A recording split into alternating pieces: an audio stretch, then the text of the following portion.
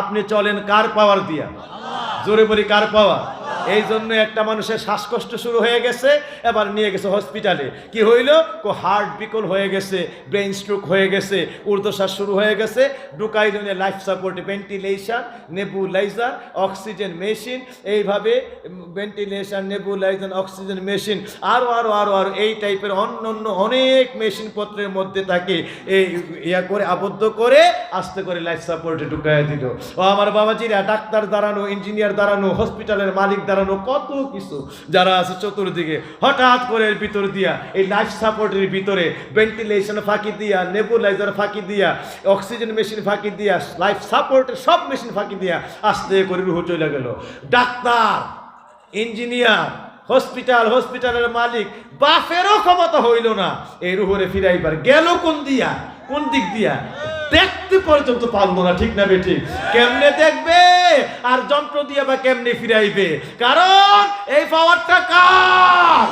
এই পাওয়ার আটকাইবার কোনো ক্ষমতা নাই, এই পাওয়ার আল্লাহর। এই জন্য আল্লাহ বলছে, বন্দারে, আমার পাওয়ারটা থাকা অবস্থায় যতক্ষণ তুই এই জীবনে তালিম, জিকির, মুরাকাবা, দুরুদ, আমল যা করতে পারিস, হাসিল করতে পারবি, সবটা জিনিস তোরে আমি দিয়ে দিলাম, যা পাওয়ার আমার। কিন্তু আমার পাওয়ার দিয়ে যদি তুই এই নেকের দরজাগুলি হাসিল করতে পারস, আমি আল্লাহর বিনিময়ে আবার তোর 8টা জান্নাত বুঝাই।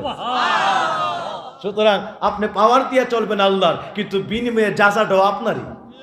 কিন্তু আল্লাহ তখনই রাগ, কার পাওয়ার দিয়া বন্দা ভবে আসি না, কারে ভালোবাসার কথা কারে বাসি না।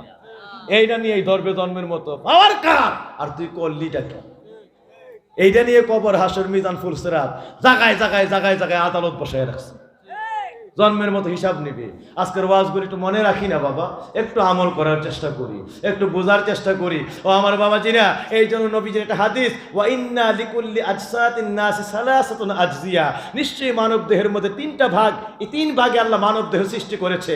এক ভাগ আল্লাহর জন্য, এক ভাগ বান্দা তার নিজের জন্য, জুজউন লিল্লাহ ও জুজউন লিন-নাফসি ও জুজউন লিদ-দুদিন ফিল কবর। নবীজি বলেন 3 ভাগের 1 ভাগ হলো আল্লাহর জন্য, মানব দেহের 3 ভাগের 2য় নম্বর ভাগটা তার নিজের জন্য, এই 3 ভাগের শেষ নাম্বার ভাগটা প্রত্যেকটা বান্দা তার তার কবরের মধ্যে কীট পতঙ্গের জন্য। সাহাবীরা কাঁদতেছেন, নবীর চোখের কিনারায় পানি। জিজ্ঞেস করলেন, ইয়া রাসূলুল্লাহ, মানব দেহের 3টা ভাগ, আমরা তো এটা বুঝতে পারলাম না, এটা আবার কেমন করে আল্লাহ বানাইছে? এবার নবী আমার ফরমান, সাহাবীরা রে, 3 ভাগে আল্লাহ মানুষ বানাইছে।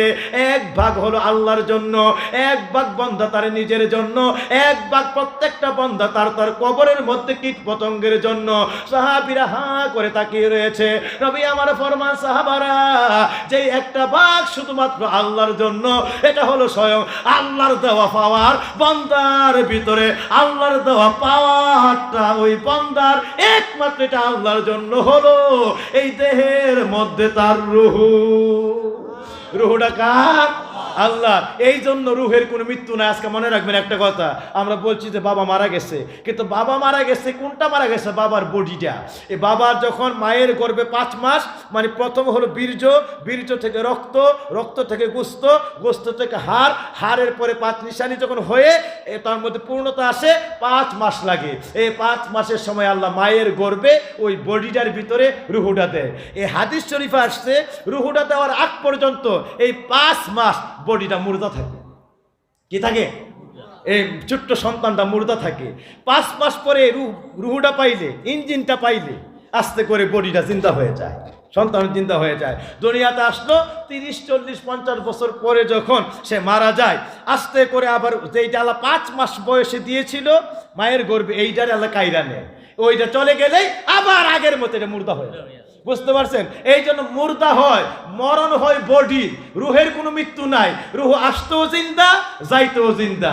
আর এটার মৃত্যু নাই, কারণ হলো এটা পাওয়ার হলো আল্লাহর। আল্লাহর কোনো মৃত্যু নাই। বুঝতে পারছেন? মৃত্যু বডি, মৃত্যু কোন জিনিসটার হয়? বডি মৃত্যু হয়, শরীরটার মৃত্যু হয়, রুহের কোনো মৃত্যু। এটা কার পাওয়ার না? এটা আজকে ভালো করে মনে রাখবেন, রুহ কার পাওয়ার? কত বড় নাশুকর আমি, আরেকজনের পাওয়ার দিয়ে চইলা। হাজার কাজের উসিলাতে নামাজ করলি কাজা, খাজনা তাহার দিলি না তুই দিন দুনিয়ার রাজা, খাজনা মাওলার দিলি না তুই দিন দুনিয়ার রাজা। হাজার কাজের বাহানা দিয়ে নামাজ কাজা করলি, কিন্তু যার পাওয়ার দিয়া চললি তার খাজনা কি আদায় করলি? এই ধরবে। সুতরাং একটুখানি নেকের তোরে কাল হাসরের দিনে, বাবা ঘুরবে ছেলের পিছে, ছেলে বাবার আগে, মা ঘুরবে মেয়ের পিছে, মেয়ে মায়ের আগে। যদি আল্লাহ নামের বীজ বুনে যাও এই কলবের মাঠে, যদি আল্লাহ নামের বীজ বুনে যাও এই কলবের মাঠে, তুমি ফলবে ফসল বেচবা তারে কিয়ামতের হাটে, ফলবে ফসল বেচবা তারে কিয়ামতের হাটে। আমার আল্লাহ কি বলছে? ইন্নাল্লাহ আশতারা আমওয়ালাল মুমিনিনা বিআন্না লাহুমুল জান্নাহ। কিয়ামতের ময়দানে বান্দার সব আমলগুলি আমি আল্লাহর কুদরতি হাতের মধ্যে উঠায় কিনে লইব, আর আমি আল্লাহ আমার কুদরতি হাতে 8টা জান্নাত তার ডান হাতে বুঝায়। এই আমল কিনে লইবে কে? সুতরাং আজকে এই আমল আল্লাহর জন্য নিয়ে যাইতে চাই কি চাই না? আরো গীবত করা দরকার আছে না নাই? মিথ্যা, অহংকার, শাসটল, আরো গীবত, আরো নাফরমানি, সুদ ঘুষ, বেপরদামি, বেহায়ামি, বেহুদা গল্প গুজব, আড্ডা, এগুলোকে আরো করা চলবে? মনে রাখতে হবে পাওয়ার কার। সুতরাং দিন রাত্র গোলামি হবে কার? তার পাওয়ার গোলামি হবে তার, আর ওনার বন্ধু যিনি যারে সবচেয়ে ভালোবাসেন আর গোলামি হবে তার। সুতরাং এখনই দোয়া হতে যাচ্ছে। এই 3টা বাঘ, এক বাঘ কান্না দেহের, এইটা হলো রুহুটা। এই রুহুটা আল্লাহ দিচ্ছেন তার পাওয়ার থেকে, আর তার পাওয়ার সেন কাইরা নেই, এখানে কারো কোনো ক্ষমতা চলে না। আর দ্বিতীয় একটা বাঘ বন্দার নিজের, এটা মনে রাখবেন। এই ওয়াজে শেষ ওয়াজ একদম ফুল ফিলে আমি চলে আসছি, আজকে একটা শব্দ পারবে না বাবাজিরা আমার। তাইলে দ্বিতীয় নাম্বার ভাগটা হলো বন্দার নিজের জন্য। এটা কি? এটা নবীজি বলেছেন ওয়াহাযা লিনাফসিহি, এটা তার নিজের জন্য।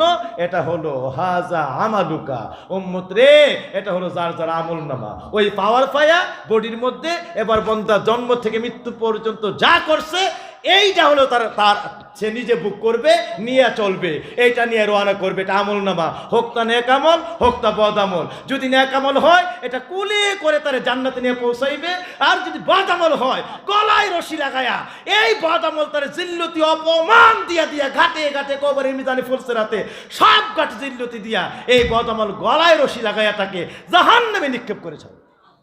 তোমার যেটা নিজে যেটা বুক করবা এটা হলো আমল নামাটা, নিজে যা করছে এইটা হলো তোমার। আর তৃতীয় একটা ভাগ আছে কবরের মধ্যে কীট পতঙ্গের জন্য।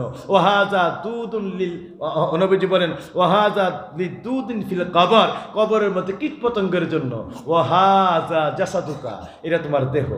এই দেহটা যা আছে মাথা থেকে পা পর্যন্ত কীট পতঙ্গে, শিয়ালে, অন্য কিছু কবরে টাইনা টাইনা খাবে। এই অস্থি মজ্জা যা আছে সব কবরের মধ্যে গলে গলে গলে গলে মাটিতে মিশবে। এক ধরনের পোকা, এক ধরনের কীট তৈরি হবে, এইগুলি টাইনা টাইনা ওখানে খাবে।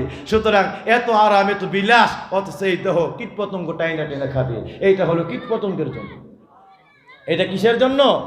এই মানব দেহের 3 ভাগ। কয় ভাগ? 1 ভাগ কার?